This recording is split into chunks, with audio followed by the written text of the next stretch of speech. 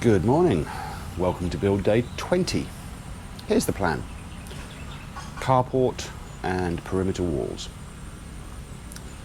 No bobcat yet to replace the bob kitten, so not much focus inside the area of the house.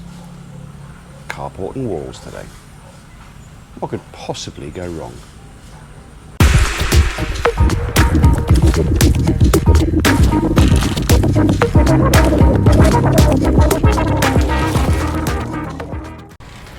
So we'll start over here on the south wall. 4 guys working on this area.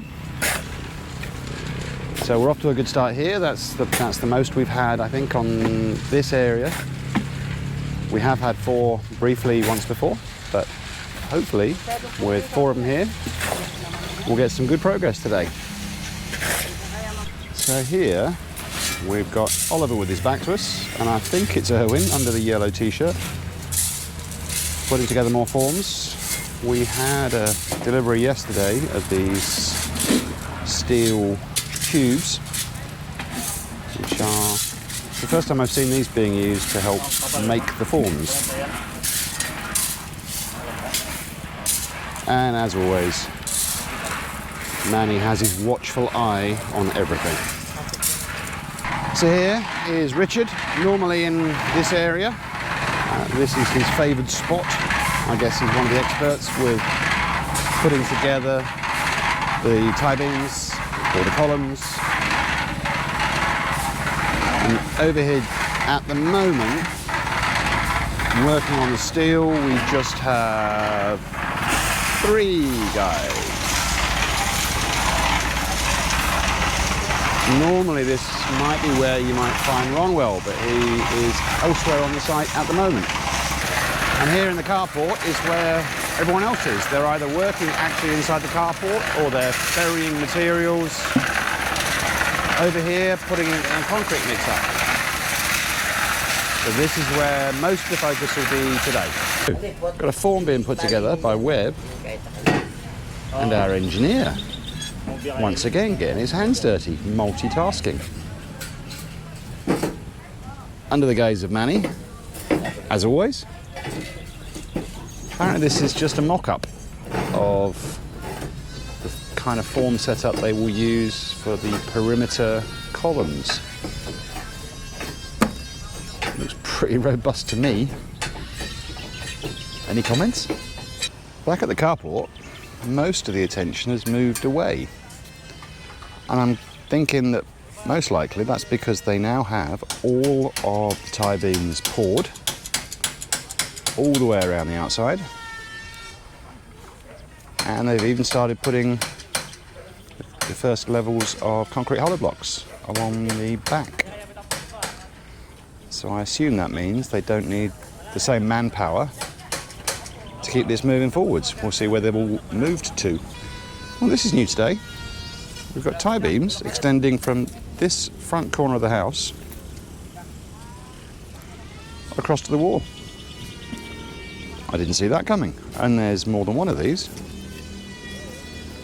They've also, sorry about the spin, done a second one here in the middle. And there's a third one on the far corner doing the same thing, all going across from the house to the wall. And forms as far as the eye can see. Well, there's 5 of them. And this is where the steel, the squared tubular steel that came in last night is being used. So they're getting ready to start going higher with the concrete pours on this part of the perimeter wall. And this was the concrete that was poured yesterday, and they're taking the forms off, and it looks lovely. And the reason they've got concrete here and not concrete hollow block is because this is where the stairs are. I think yesterday I might have said I thought the stairs were just next to it, but no, the stairs are here. Right, so here we've got my lovely Asawa and the engineer talking about doors and windows. Just trying to decide exactly what size of doors and windows and the location of the doors and windows, particularly down the side of the house for the kitchen. Well, in fact, yeah, all the way down the side and at the back of the house. And also looking a little bit on the living room side. So we'll see what decisions are made. My input, of course, is not really required. And a tantalizing, fleeting glimpse. What's the plan today? It's kind of evolved a little bit. They're now doing a lot more of the forms on the wall. They've finished all the tie beams. They're working on, they mocked up a new form for the perimeter, the house perimeter columns. And I've forgotten what else. What's your plan today? Nothing, just staying here. Working here. Yeah. By the way, guys, if anybody out there needs bubble wrap, George is your man. Call me. Can we leave a my cell phone number here, right here. Right, bubble wrap. I just got a comment from George and Miss Emmy over at Casa Texpina saying, what about your pond? Which I mentioned at some point earlier on, I believe. Well, here it is.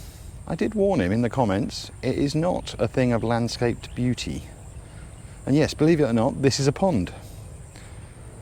But it has been growing, or one of my uncles has been growing a lot of vegetables in here, kangkong, which they sell on in the local market.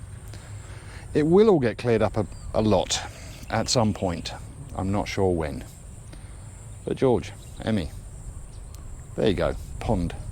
Possibly the ugliest pond you've ever seen in your life. So, engineer Raphael is inspecting the trenches, inspecting the work. So these beams, they are for strength, but it's to support the wall. It's to give additional support to the wall. Doesn't really do anything for the house, but that's nice. As Manny just said, strong. 4:30, bell's gone. Guys are packing up, getting ready to head out. A couple of guys still up cutting bits off trees, and while they were doing it, they seemed to disturb a rather large ant population, and there's red ants, I think they're red ants, all over the place here at the moment. I've just got them all over me a minute ago. But they're heading out, and we'll take a quick look around. This was quite a structure. This form model, effectively, a mock-up of what they will use on the corner. I think it may only be the corner columns of the house where they think there is the most pressure. They might do it on more than that, we'll find out. Inside the house today, well, nothing really. Waiting on the bobcat, which we still don't have a confirmed date for, so all the guys were redistributed elsewhere.